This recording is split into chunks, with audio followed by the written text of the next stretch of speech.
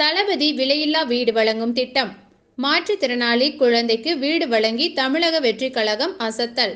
கோவையில் தமிழக வெற்றிக் கழகத்தின் தெற்கு மாவட்ட இளைஞர் அணியினர் தளபதி விலையில்லா வீடு வழங்கும் திட்டம் மூலமாக மாற்றுத்திறனாளி குழந்தையின் குடும்பத்திற்கு வீடு கட்டிக் கொடுத்து வீட்டு உபயோகப் பொருட்களையும் வழங்கி அசத்தியுள்ளனர். தமிழக வெற்றிக் கழகம் என்ற அரசியல் கட்சியை துவங்கி உள்ள நடிகர் விஜய் தொடர்ந்து நலத்திட்ட உதவிகள் செய்வதில் கவனம் செலுத்த துவங்கியுள்ளார்.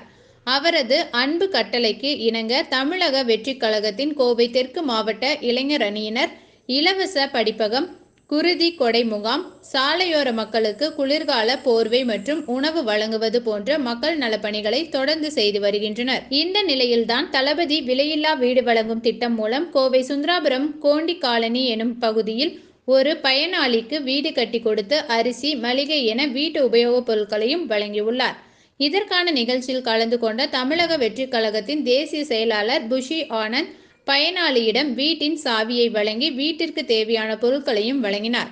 மாற்றுத்திறனாளி குழந்தையை வைத்துள்ள அந்த குடும்பத்தினருக்கு சரியான ஒரு இடம் இல்லாததால் தவித்து வந்த நிலையில் களத்திற்கு நேரடியாக சென்று ஆய்வு செய்த தெற்கு மாவட்ட இளைஞர் அணி தலைவர் பாபு உடனடியாக தனது நிர்வாகிகள் உதவியுடன் சுமார் 1,50,000 மதிப்பீட்டில் இலவச வீட்டை வழங்கியுள்ளனர்.